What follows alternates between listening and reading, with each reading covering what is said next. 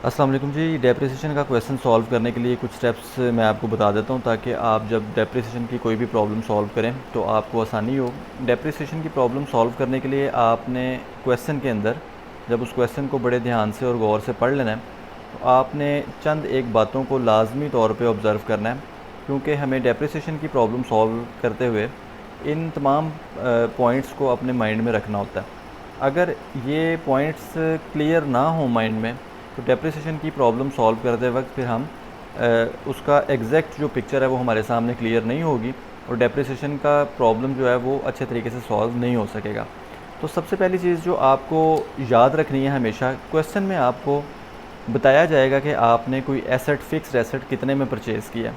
वो जो एसेट की परचेजिंग प्राइस होती है that is called cost price of an asset. और यूजुअली हम जितने में एसेट परचेज़ करते हैं सम टाइम उसके ऊपर कुछ और एक्सपेंस ऐसा भी लगा देते हैं, इनकर कर देते हैं कि जो उसको वर्किंग कंडीशन में लाने के लिए होता है, कैपिटलाइज्ड एक्सपेंस होता है, या आप at the time of purchase उसको रनिंग पोजीशन में लाने के लिए, उसको काबिल इस्तेमाल हालत में लाने के लिए उसके ऊपर स्पेंड करते हैं, तो वो एक्सपेंस भी उसकी कॉस्ट प्राइस में ऐड हो जाता है। तो वो ऐड होने के बाद जो एक प्राइस सामने आती है आपके, that is called cost price of an asset. सबसे बुनियादी पहली चीज़ जो आपने क्वेश्चन के अंदर ऑब्ज़र्व करनी है वो यही करनी है कि आपने कोई एसेट कितने में परचेज़ किया है। दूसरे नंबर पे जो मोस्ट इंपॉर्टेंट थिंग है जिसकी वजह से आपका क्वेश्चन सम टाइम गलत भी हो सकता है और बिल्कुल ठीक भी हो सकता है, वो है वो किस डेट पे परचेज़ किया गया। आपको उलझाने के लिए, कंफ्यूज करने के लिए सम टाइम वो डेट में कुछ हेर फेर करके आपको कोई क्वेश्चन बता देंगे। बहरहाल आपने एज ए स्टूडेंट लाजमी तौर पे जब डेप्रिसिएशन का क्वेश्चन सॉल्व करना है तो आपने उसकी डेट को ज़रूर मद्देनज़र रखना है कि ये 1 जनवरी को परचेज़ किया गया, 1 फरवरी को परचेज़ किया गया, 15 जुलाई को परचेज़ किया गया। जिस डेट पे भी आप वो परचेज़ किया जाएगा वो आपके लिए बहुत इंपॉर्टेंट है उस चीज़ को कंसिडर करना। तीसरे नंबर पे जो इंपॉर्टेंट थिंग है किसी भी क्वेश्चन के अंदर, वो आपने देखना है कि आपने उस पर जो डेप्रिसिएशन अप्लाई करनी है वो किस रेट के थ्रू अप्लाई करनी है, उसकी परसेंटेज आपको क्या गिवन है। तो सम टाइम तो परसेंटेज गिवन है 10%, 5%, 8%। सम टाइम वो आपको ये रेट निकालने के लिए भी कह सकता है। सम टाइम कोई अमाउंट ऑफ डेप्रिसिएशन कैलकुलेट करने के लिए भी वो आपको कह सकता है। तो ये कोई भी एलिमेंट आपका इसमें मिसिंग हो, रेट मिसिंग हो, परसेंटेज मिसिंग हो, अमाउंट ऑफ डेप्रिसिएशन मिसिंग हो, या आपको रेट, परसेंटेज या ये चीज़ें आपको गिवन हो, तो ये बहुत इंपॉर्टेंट थिंग है जो आपने अपने माइंड में रखनी है डेप्रिसिएशन का क्वेश्चन सॉल्व करते वक्त, कि आपके पास रेट या वो परसेंटेज लाजमी तौर पे मौजूद हो जिसको आपने अप्लाई करना है फ़र्स्ट ईयर अपनी कॉस्ट प्राइस पे, ताकि आपके पास डेप्रिसिएशन की अमाउंट आ जाए। फोर्थ इंपॉर्टेंट थिंग जो है वो आपके पास मेथड ऑफ कैलकुलेटिंग डेप्रिसिएशन है, जो कि सिर्फ इस चैप्टर के अंदर 2 मेथड्स जो हैं वो आपको बताए जाएंगे और आपको उनका पता होना चाहिए। The first one is straight line method and the second one is return down value method. और ये चीज़ आपने इसकी थ्योरी में डिस्कस कर ली कि स्ट्रेट लाइन मेथड जो है वो उसमें डेप्रिसिएशन हर साल उसकी अमाउंट सेम रहती है, जबकि रिटर्न डाउन वैल्यू मेथड में आपको हर साल डेप्रिसिएशन की अमाउंट नए सिरे से कैलकुलेट करनी पड़ती है, उसको चेंज करना पड़ता है हर साल। और लास्ट में आपको उसकी एक डिमांड वो करेगा आपसे कि आपने इतने सालों के लिए इस मशीनरी का या इस फिक्स्ड एसेट का अकाउंट बनाना है। तो वो नंबर ऑफ़ ईयर्स आपको गिवन होंगे 4 to 5 और 3 ईयर्स या 6 ईयर्स। तो आपको ये भी पता चल जाना चाहिए कि आपने जो एसेट परचेज़ किया उसको इतने साल का डेप्रिसिएट करके तो इतने साल का अकाउंट बना के उसको शो करना है। जो चीज़ वो आपसे रिक्वायर करेगा डेप्रिसिएशन का क्वेश्चन सॉल्व करने के लिए, वो एक एसेट का अकाउंट जो है वो उसको डिमांड करेगा आपसे।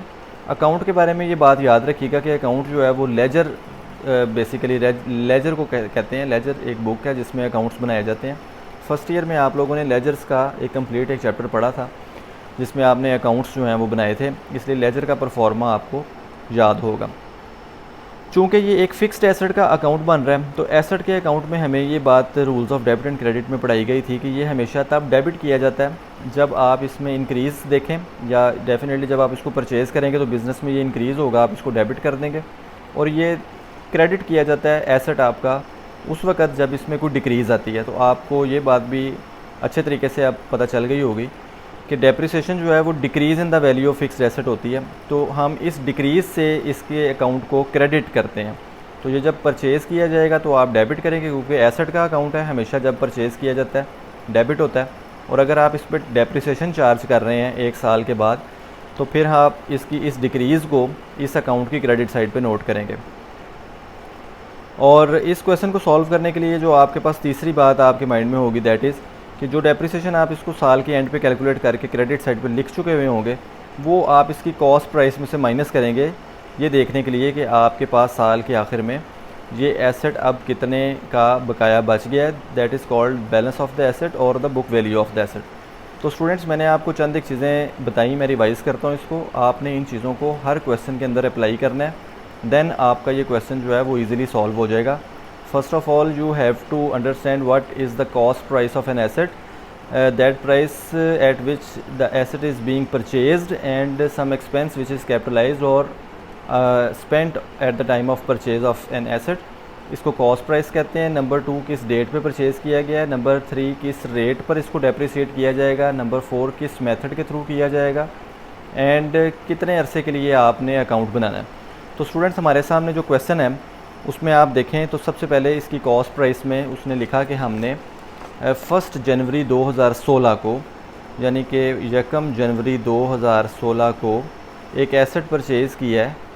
तो हम डेबिट साइड पे लिखेंगे कि एसेट कैश पे परचेज़ किया गया 90,000 रुपीज़ का, लेकिन उस पर हमने 10,000 स्पेंड किए हैं फॉर इट्स कैरेज।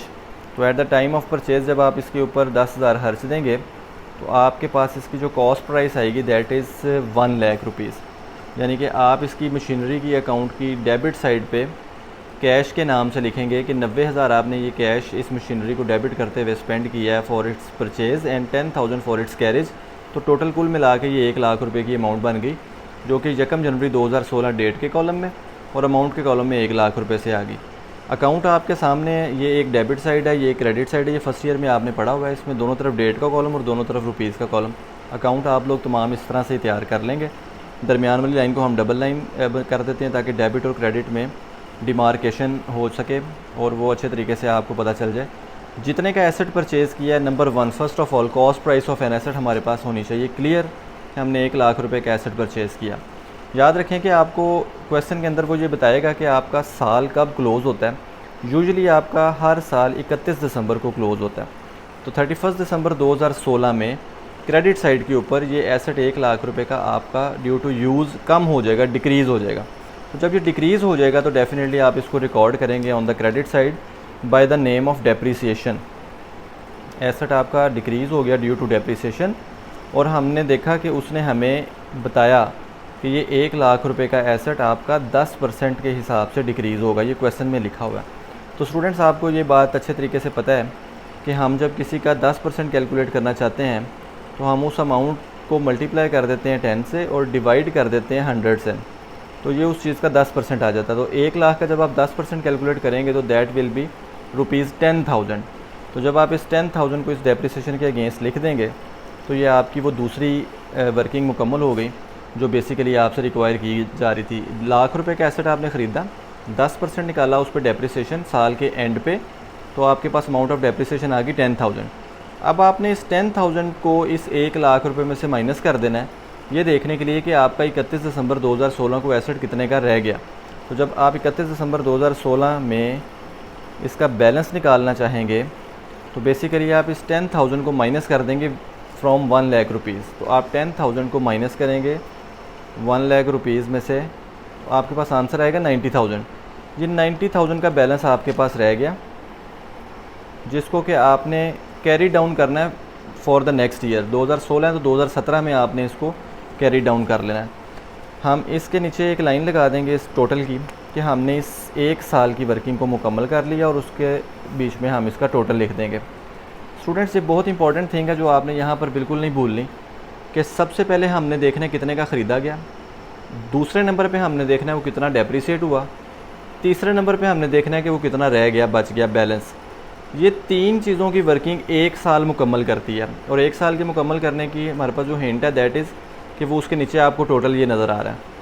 तो आप जब ये 3 लाइनों से 1 साल मुकम्मल कर लेंगे तो समझ लें कि आपका ये मशीनरी अकाउंट तैयार होना शुरू हो जाएगा। इसी पैटर्न पे हम इसको आगे लेके चलते जाएंगे जितने सालों का वो आपको कहेगा। मैं एक दफ़ा दोबारा आपके सामने ये बात कर रहा हूँ कि जितने का एसेट आपने परचेज़ किया, कॉस्ट प्राइस वो डेबिट साइड पे लिखेंगे हम किसी भी एसेट में। जब आप उसको डेप्रिसिएट करेंगे तो डेप्रिसिएट उसकी वैल्यू में कमी को कहते हैं, वो आप उसकी क्रेडिट साइड पे लिख देंगे। ये डेप्रिसिएशन की अमाउंट जब आप इसमें से माइनस करेंगे तो आपके पास बैलेंस आ जाएगा। अब इस बैलेंस को हम अगले साल पहले दिन यानी कि 1 जनवरी 2017 को ब्रॉड डाउन करेंगे, जो हम हर लेजर में किया करते थे फर्स्ट ईयर में। अब आप देखें कि आपके पास 1 लाख रुपए का एसेट था साल के शुरू में 2016 में, लेकिन जब 2017 आया तो वो 10,000 डेप्रिसिएट होने के बाद आपके पास 90,000 से आ गया। 90,000 का एसेट जब 31 दिसंबर 2017 में चलता जाएगा आपके पास, तो वो एक दफ़ा फिर डेप्रिसिएट होगा साल के एंड पे। आप उसे लिखेंगे डेप्रिसिएशन अकाउंट। यहाँ पर स्टूडेंट्स आपको ये बात काम आएगी कि कौन से मेथड से आपने डेप्रिसिएशन कैलकुलेट करनी है। तो स्ट्रेट लाइन मेथड में डेप्रिसिएशन की अमाउंट चेंज नहीं होती, जबकि रिटर्न डाउन वैल्यू में आपकी डेप्रिसिएशन की अमाउंट चेंज होती है। इस क्वेश्चन में आपको स्ट्रेट लाइन मेथड कहा गया है, तो हमने अगर पहले साल 10,000 डेप्रिसिएशन निकाली थी 10% of the cost price that is 1 lakh, तो आपने अगले साल भी इसको 10,000 रुपये से ही लेना है। ये वही 10% है जो कि आपने on the original cost 1 lakh rupees के ऊपर कैलकुलेट किया, अगले साल भी 10,000। तो 90,000 का एसेट आपका जब 10,000 से डेप्रिसिएट होगा इस साल के एंड पे, तो इस साल के एंड पे जो आपके पास बैलेंस बचेगा वो बच जाएगा 80,000। तो चूँकि 1 साल की वर्किंग आपने और कर ली, तो 1 साल की वर्किंग करने के बाद आप इसके टोटल के लिए इसको क्लोज़ कर देते हैं। तो फिर आप देख लें कि हमने अपने बैलेंस में से डेप्रिसिएशन को लेस किया और बैलेंस निकाल दिया, तो फिर हमने ये 3 लाइनें मुकम्मल कर दी। ये 3 लाइनों की वर्किंग ही बेसिकली आपके साल हर साल को बनाती चली जाएगी। हमसे चूँकि 4 साल डिमांड किए गए हैं, तो अब हम 1 जनवरी 2018 को फिर इस बैलेंस को ब्रॉड डाउन करेंगे 80,000 वाले को। 31 दिसंबर 2018 को हम फिर डेप्रिसिएशन कैलकुलेट करेंगे साल के एंड पे। और जब साल के एंड पे आप डेप्रिसिएशन लेंगे तो आपने देखना है कि आपको किस मेथड से डेप्रिसिएशन को कैलकुलेट करने के लिए कहा गया है। चूँकि स्ट्रेट लाइन मेथड के लिए कहा गया तो आपका अमाउंट ऑफ डेप्रिसिएशन चेंज नहीं होगी, वो 10,000 से ही रहेगी। 80,000 का बैलेंस जब आपका 10,000 मज़ीद डेप्रिसिएट होगा तो वो 70,000 से रह जाएगा और आप उसका टोटल कर देंगे। तो ये अब जिनको समझ आ रही होगी वो इसको बहुत अच्छे तरीके से ये बात अंडरस्टैंड कर चुके हुए होंगे कि हमने पहले साल की वर्किंग में ये 3 चीज़ें लिखी थी, दूसरे साल की वर्किंग में भी ये 3 चीज़ें, तीसरे साल की वर्किंग में भी 3 चीज़ें, और जब जब साल क्लोज़ होता जा रहा है हम उसका टोटल करते जा रहे हैं। तो बस यही एक इसकी वर्किंग है इस अकाउंट की, ये जितने साल के लिए भी हमें कहेगा। लास्ट ईयर मुकम्मल करते हैं, 4 साल के लिए हमें वर्किंग करने के लिए कहा गया है। जब हम इस बैलेंस को ब्रॉड डाउन करेंगे 70,000 को, तो 31 दिसंबर 2019 में ये फिर डेप्रिसिएट होगा last year of the year, last day of the year. Straight line method है तो फिर 10,000 डेप्रिसिएशन ही निकलेगी, और 70,000 का एसेट जब 10,000 डेप्रिसिएट होगा तो वो 60,000 रुपये से पेंडिंग हो जाएगा। क्योंकि ये आपका लास्ट ईयर है, क्वेश्चन में हम इसको डबल लाइन से क्लोज़ कर देंगे ताकि इस अकाउंट को क्लोज़ कर दिया जाए मुकम्मल तौर पे। और ये जो 60,000 का बैलेंस है ये जस्ट अगले साल 1 जनवरी 2020 में ब्रॉड डाउन कर लिया जाएगा।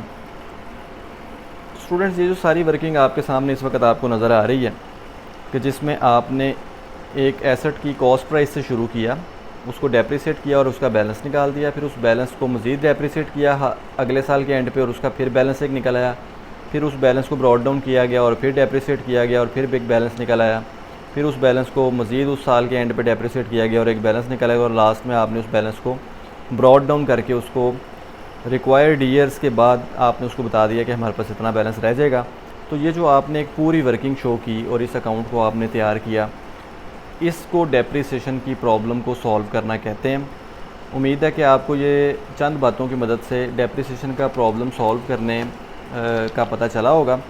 तो स्टूडेंट, अब आपने इनको भूलना नहीं है, बिल्कुल याद रखना है, ताकि नेक्स्ट टाइम आपके सामने कोई भी डेप्रिसिएशन की प्रॉब्लम आए तो सबसे पहले आप देखें कि वो एसेट की कॉस्ट प्राइस क्या है, वो किस डेट पे ख़रीदा गया है, उसको किस रेट से डेप्रिसिएट करना है, मेथड्स में आपके पास स्ट्रेट लाइन है या रिटर्न डाउन वैल्यू है, और कितने साल का वो अकाउंट बनाना है।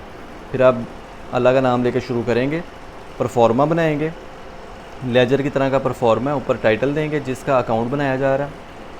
परचेज़ करते वक्त आप कैश अकाउंट लिखेंगे क्योंकि आप इसको पैसे दे के ख़रीदते हैं, डेबिट वाली तरफ आएगा, डेप्रिसिएट करेंगे क्रेडिट साइड के ऊपर और बैलेंस निकाल देंगे माइनस करने के बाद। ये बैलेंस ब्रॉड डाउन होगा, अगले साल फिर इस बैलेंस ब्रॉड डाउन के ऊपर फिर साल के एंड पे डेप्रिसिएशन आएगी स्ट्रेट लाइन मेथड होगी तो सेम डेप्रिसिएशन चलती रहेगी, रिटन डाउन वैल्यू होगा तो हम डेप्रिसिएशन को दोबारा से कैलकुलेट करेंगे। तो ये एक वर्किंग है और ये छोटे से उसके नोट्स हैं जो आपने बेसिकली याद रखने हैं। ये दोनों पिक्चर्स मैं शेयर कर दूंगा आपके साथ, इनको आपने पढ़ लेना, याद कर लेना है। उम्मीद है कि आपको ये प्रॉब्लम सॉल्व करने में हेल्पफुल होंगे। Thank you very much.